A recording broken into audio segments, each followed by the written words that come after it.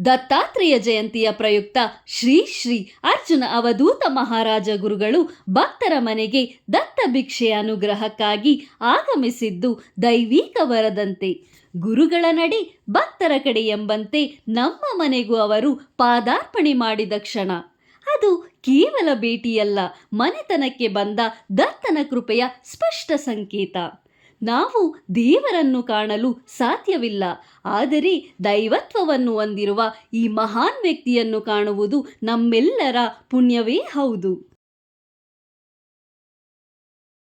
ಅವರ ಸನ್ನಿಧಾನ ಮನಸ್ಸಿಗೆ ಶಾಂತಿ, ಹೃದಯಕ್ಕೆ ಭರವಸೆ ತುಂಬಿತು, ಜೀವನಕ್ಕೆ ಹೊಸ ಪ್ರೇರಣೆಯನ್ನು ಪ್ರಸಾದಿಸಿತು. ಇಂತಹ ದೈವಿಕ ಆಶೀರ್ವಾದವನ್ನು ಪಡೆಯುವುದು ಸತ್ಯದತ್ತ ಸಾಗುವ ನಮ್ಮ ಹೆಜ್ಜೆಗಳೇ. ಇದೇ 2025 ಡಿಸೆಂಬರ್ 4ರಂದು ಬನ್ನೂರು ಬಿದರಹಳ್ಳಿ ಉಂಡಿ ರಸ್ತೆಯ ಆರೋಹಳ್ಳಿ ಗ್ರಾಮದಲ್ಲಿರುವ ಶ್ರೀ ವೆಂಕಟಾರ್ಜುನ ಧ್ಯಾನ ಮಂದಿರದಲ್ಲಿ ದತ್ತ ಜಯಂತಿಯನ್ನು ಶ್ರೀ ಅರ್ಜುನ ಗುರೂಜಿಯವರ ನೇತೃತ್ವದಲ್ಲಿ ಆಯೋಜಿಸಲಾಗಿದೆ.